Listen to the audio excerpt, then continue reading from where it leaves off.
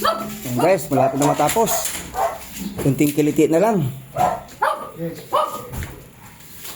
Kaya pang baluktutin pala yan. Painitan lang, ano? Painitan lang. Yan guys, para yung apartment ko nakasiparate yung takbo ng kuryente. Hindi kasama yun dun sa may akin. Ay sa akin bukod.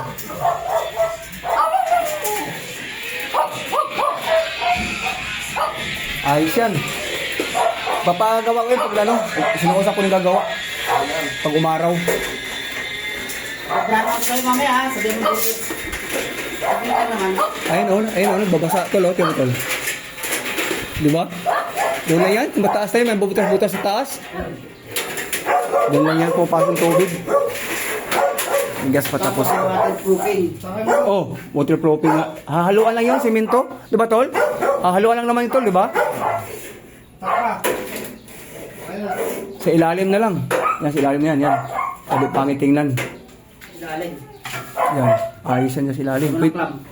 Pwede rin naman sa Hindi pwede, ay pangit ba pag si babaw pala. Nakakaharang no? Pag si babaw. Kulang yan ang 10 tol Tama lang? Tama lang yan. Lima rin ito, 5 ron. 10 na. Tama nga.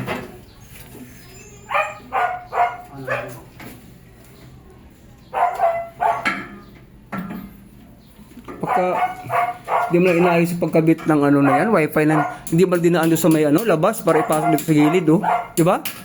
Ilabas mo. Sa loob pinasok, tinan mo. Pangit tingnan. Wala sa hulog yung kabit ng wifi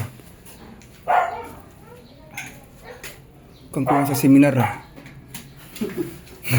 Tinan mo, ang pangit tingnan, Ito doon dapat daan sa may kanto na yun. Dito sa labas.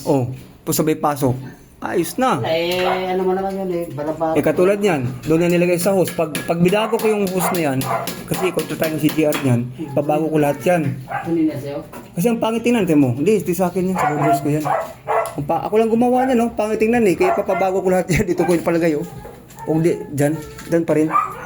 Kailangan ang maayos na na, yung bakal ba? Yung tubo na, yung tubo. Ano bulok na? Happy bear dapat yung puti.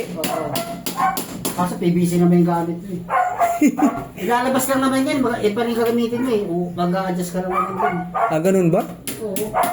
Hayaan ko lang yan. Oo. Sige.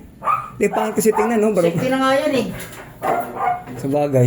Pero hindi kasi Malaki pa ron. hindi kasi maayos tingnan, Parang basura.